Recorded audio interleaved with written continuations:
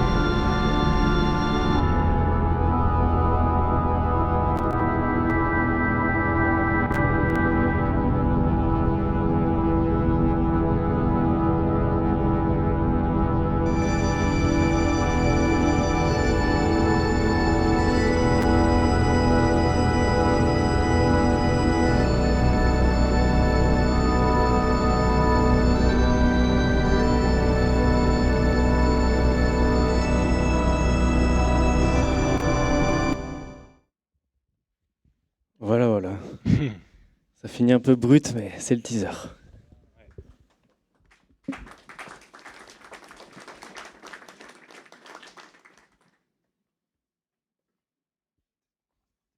Alors, tu veux commencer à en parler un petit peu? Ouais, alors on va réexpliquer un petit peu, replacer, recontextualiser ce teaser et ce que vous venez de voir. Euh, du coup, c'est la découverte du pigeonnier s'est faite lors d'une caravane.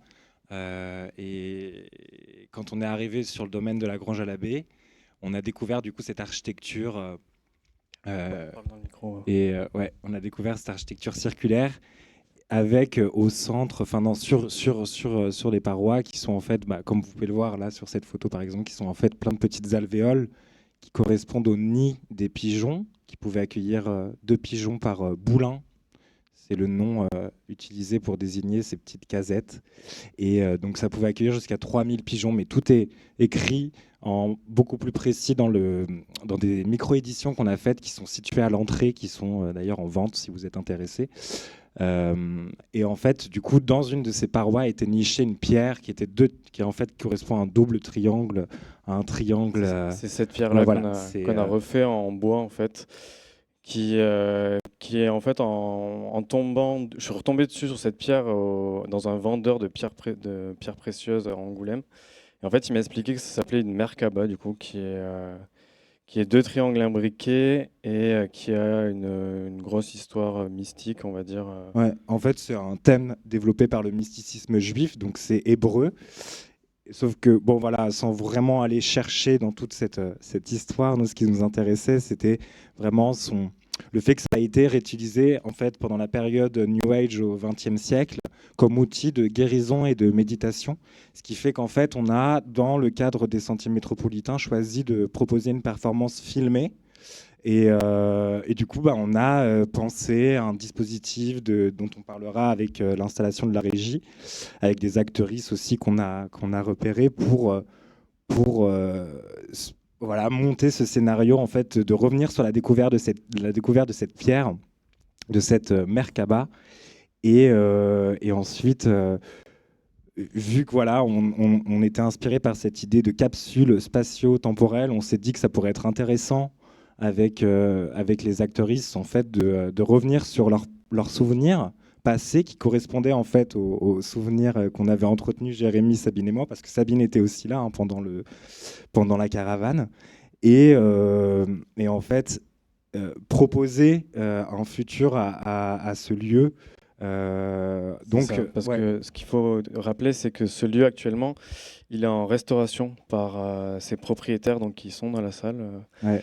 et qui donc en fait, le toit s'est effondré dans les années 50, 80. 80, Ouais. et du coup depuis, il y a des travaux de réhabilitation, et donc la question plein de questions architecturales se posent. Comment on fait, comment on travaille, sachant qu'il n'y a plus de pigeons maintenant en plus. Et donc voilà, donc nous, ça nous posait la question de c'est quoi une architecture et c'est comment on peut faire incarner à des acteurs et des actrices une nouvelle histoire, une nouvelle fonction de cet endroit. Donc en fait, pour nous, quand on est rentré dedans, c'était pas un pigeonnier, il n'y avait pas de pigeons, c'était autre chose. Et l'idée, voilà, est de donner une interprétation de ce que pourrait être un espace.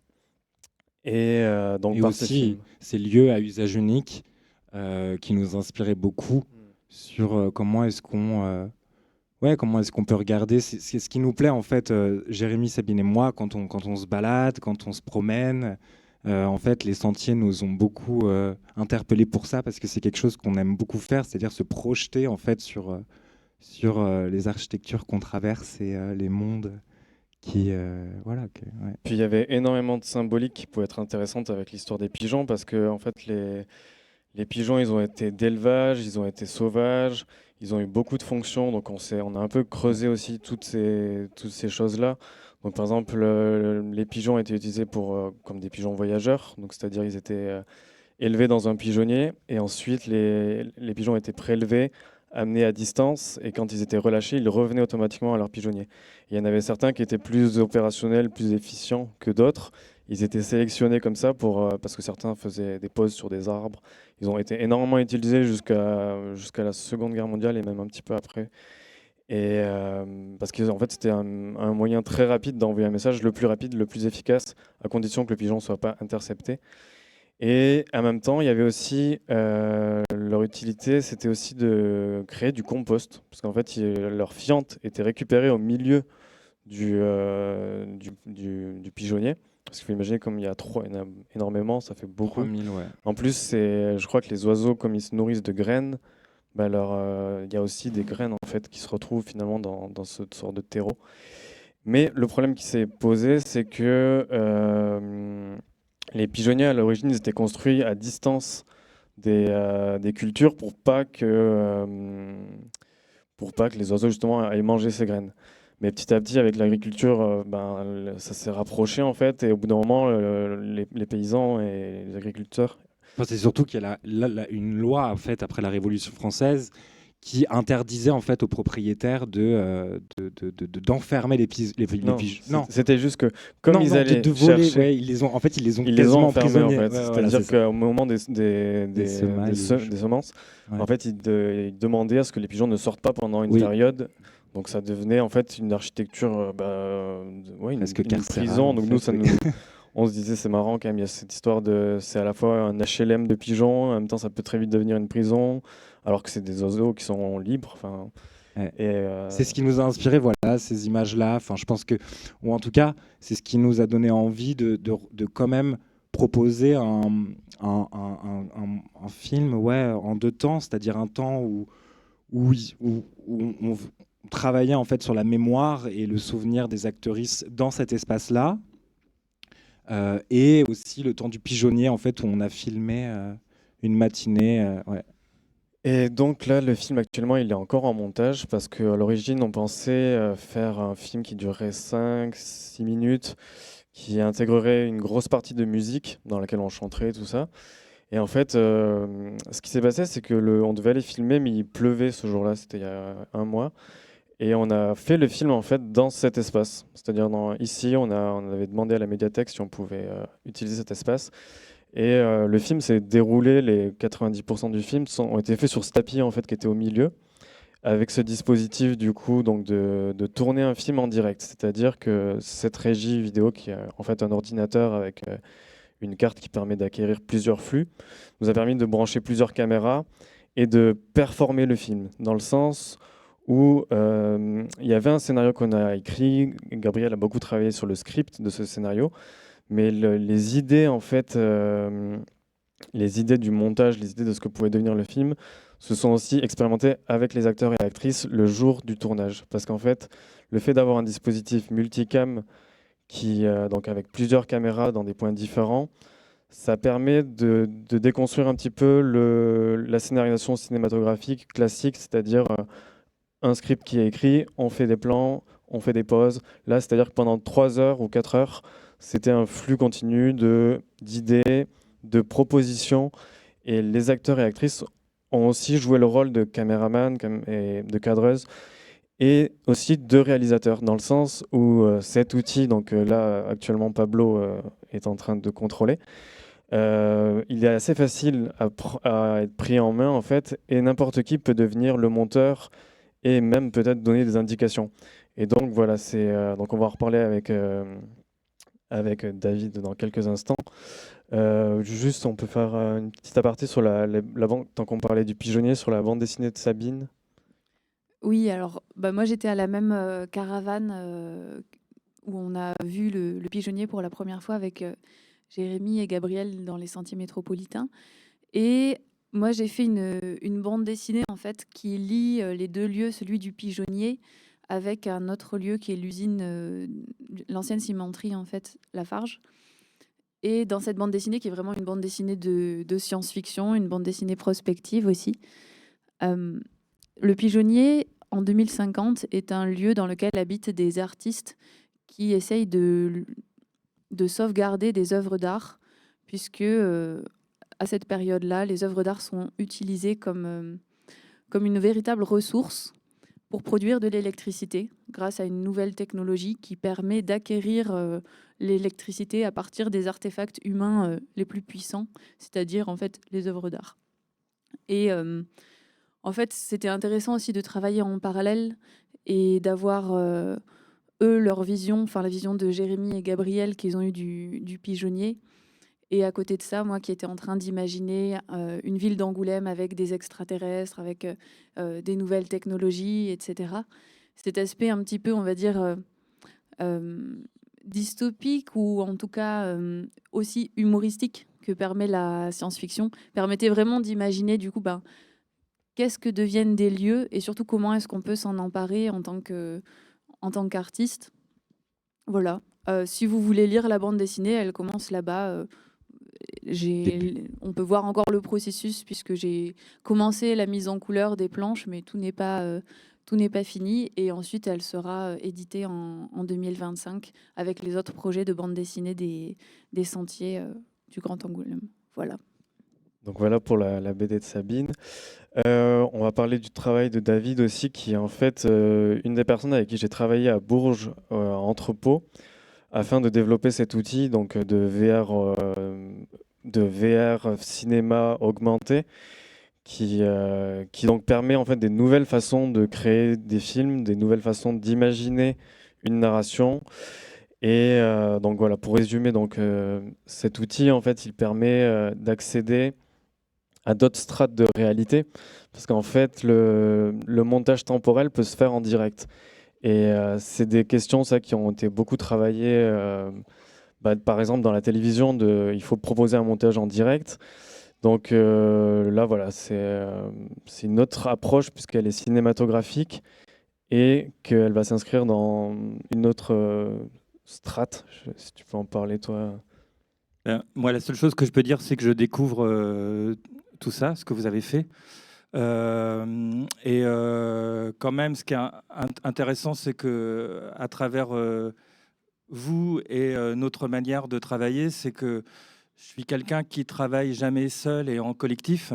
Et donc, je fais même une œuvre commune et participative avec pas seulement des artistes, des habitants et des étudiants, des lycéens, des ingénieurs, des codeurs, parce qu'on travaille, et c'est là-dessus, je pense peut-être que vous voulez que j'intervienne, c'est j'utilise les nouvelles technologies, mais avec un vieux rêve de poésie technique. Et moi, je trouve qu'il y a... Et donc de transformer des lieux réels en lieux de fiction ou en lieux de poésie, ou d'utiliser finalement les instruments techniques pour les transformer en poésie technique. J'appelle ça comme ça. Et c'est un vieux rêve, en fait, qui existe depuis le début du cinéma.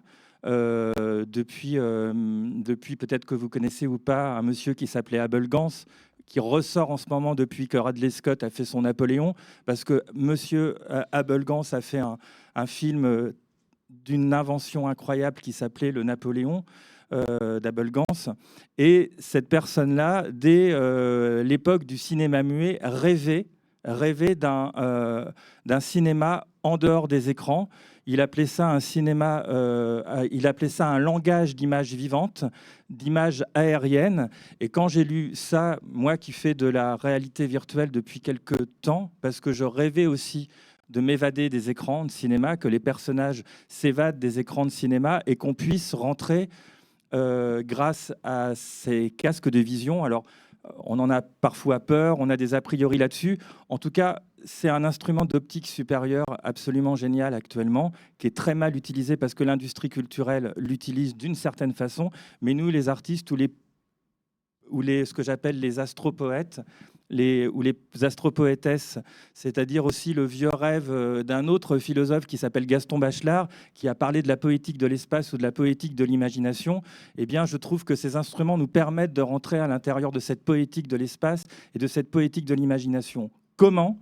Déjà en fabriquant des instruments. Alors celui-ci est complexe, il ressemble à un instrument de science-fiction, mais j'aime bien parce qu'il détourne aussi l'industrie, les objets techniques industriels.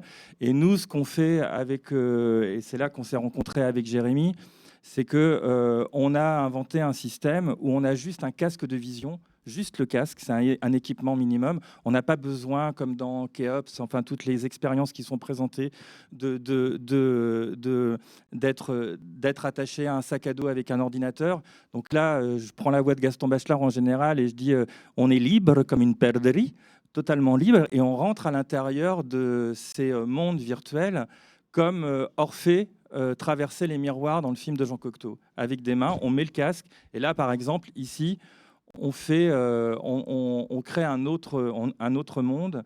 On met le casque, on passe à travers un portail et on rentre dans ce qu'on appelle une réalité superposée. Et puis, Mais ce qui est intéressant aussi, c'est que par rapport à ce truc de réalité superposée, c'est aussi que ces outils qui permettent de voir cette réalité sont aussi ceux qui permettent de la créer. oui. Et du coup, comme les smartphones maintenant permettent de filmer, pour l'instant, il y a peu de gens qui maîtrisent la VR. Toi, tu fais partie des précurseurs qui essayent de la pousser au-delà de ses limites.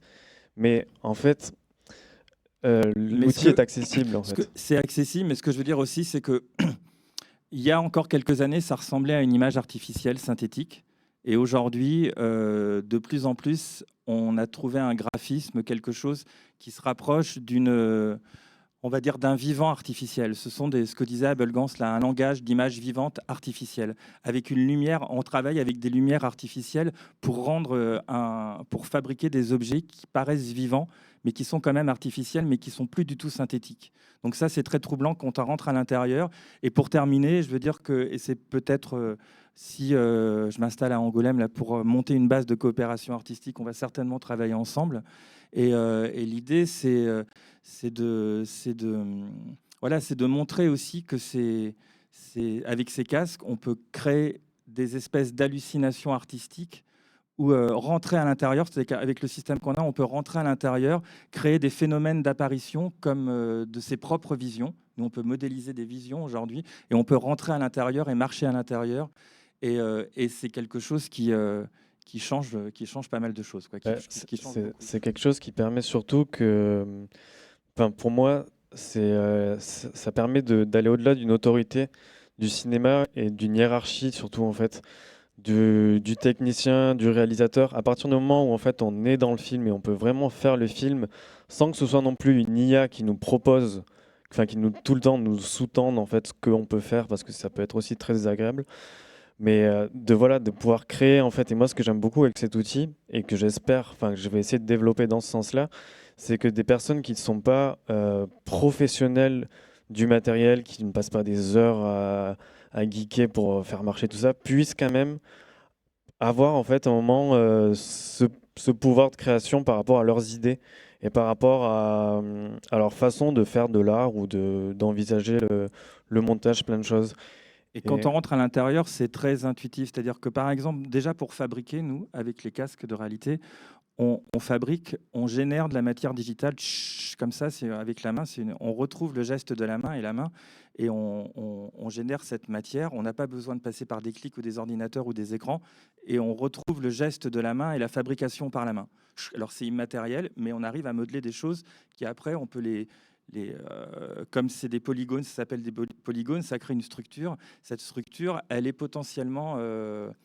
on peut potentiellement l'imprimer, faire ce qu'on veut avec, et la réimprimer pour en faire un objet.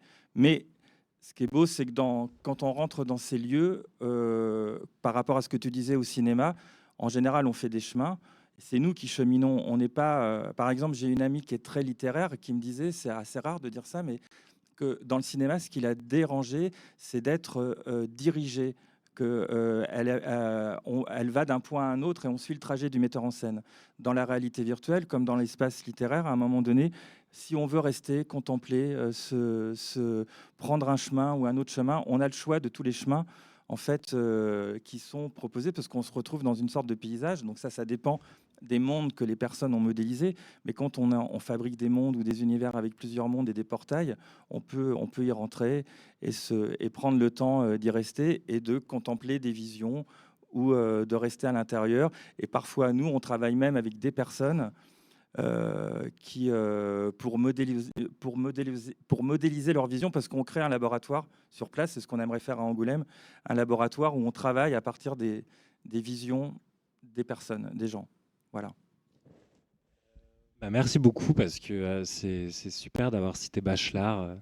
Je crois que moi, ça m'a inspiré pas mal pour le script. Enfin, en tout cas, c'est une référence que j'ai,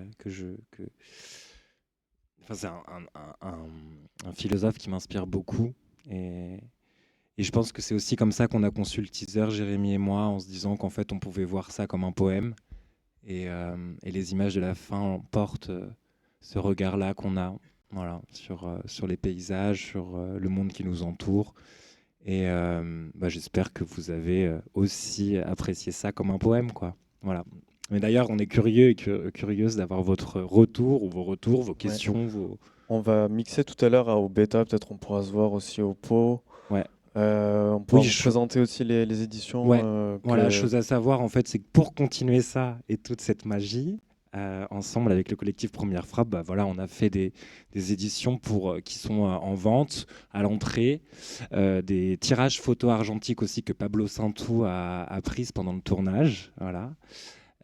Donc voilà, c'est disponible. Et pour soutenir le collectif